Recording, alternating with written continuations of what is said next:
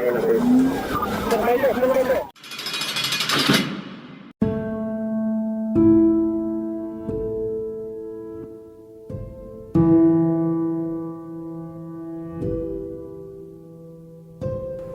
welcome back to another episode of The Fallen Badge.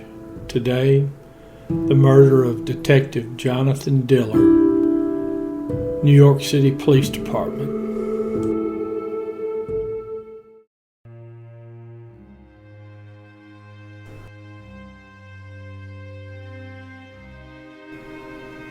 Now, Detective Diller, he had 3 years with the NYPD.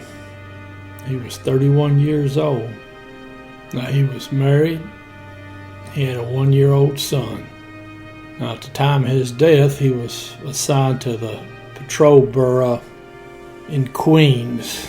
He was part of the South Community Response Team. It's March 25th, 2024. Now, it's about 5:50 in the evening. Detective Diller and 2 other officers, they were riding 3 deep in an unmarked squad car. Now, they were driving along Mott Avenue. Now, that's in Far Rockaway, Queens. Now, there's a Kia Soul parked there at the curb in front of the bus stop. Flashes are on. Now, the resource material mentions that an officer had passed the word along that one of the subjects was armed with a pistol. Now, the other resource material I saw, it said that one of the 3 officers in the unmarked vehicle saw the suspect coming out of the store with the second suspect, and they could see that bulge in the front part of his hoodie he was wearing. So the 2 bad guys, they get back in their vehicle there. The shooter is in the passenger seat. Now, the driver, there's a pistol in the glove box. Pretty sure that's his pistol. Now, investigators, at least the talk around the campfire is that the 2 suspects were going to rob a T-Mobile store, which was right there in the area. Or whatever they were up to, it involved a robbery of some business there close by. Now, the officers pull up behind the suspect vehicle. All 3 of them get out. I like that system that New York does. They ride in 3 deep. That way you already got your backup with you. So they approach the car. Now, one officer's on the driver's side.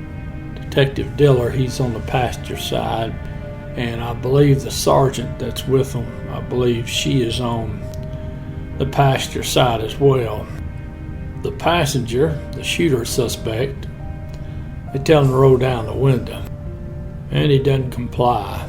And then he's told to step out of the car, and he doesn't comply, which I don't blame him because he's a convicted felon who should still be in prison, by the way. That seems to be a broken record. Well, he didn't want to get out because he knows that pistol charge, he's going to do some mandatory time in the pokey. And then if the feds pick it up, he's definitely going to do some time for that pistol. So now at some point, Detective Diller, he's going to remove the suspect out of the passenger seat. Now again, the resource material is kind of conflicted as to when the suspect fires his shot. Now, the crime scene picture I saw what looked like a bullet hole in the passenger side glass of the car. Now, I don't know if that's a round that came from Detective Diller's partner or not, or if that was a suspect's round. The hole looked pretty big to have been fired from the suspect's gun. He had a small little .380.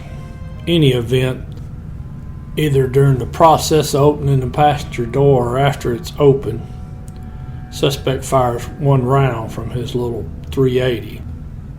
Now that gun, it's a Bryco brand pistol.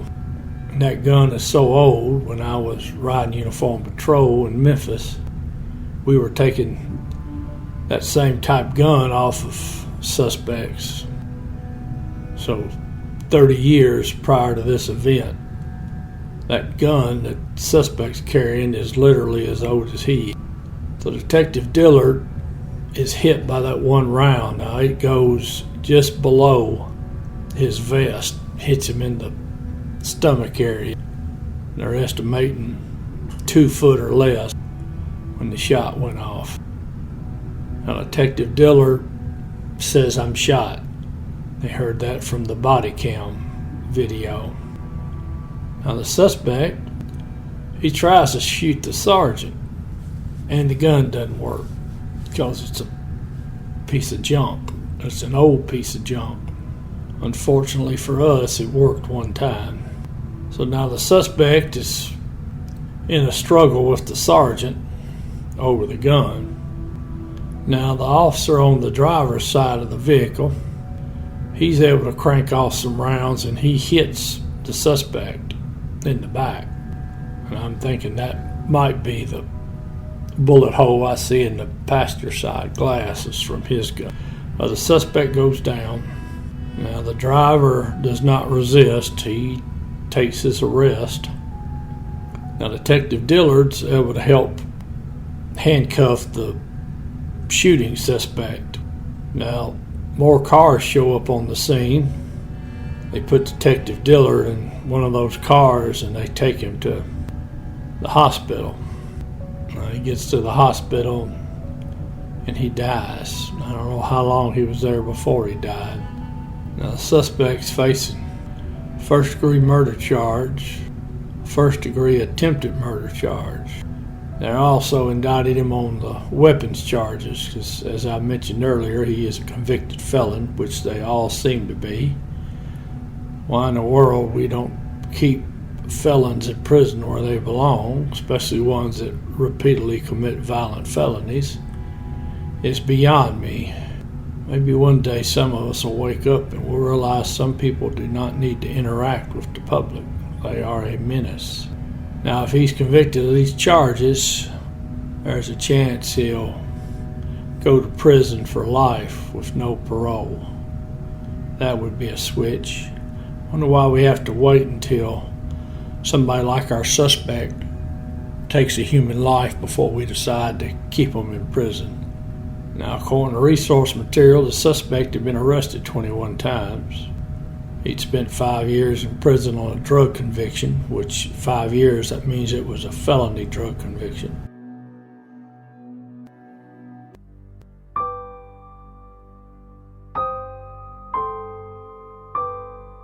Detective Jonathan Diller. End of watch, March 25th, 2024.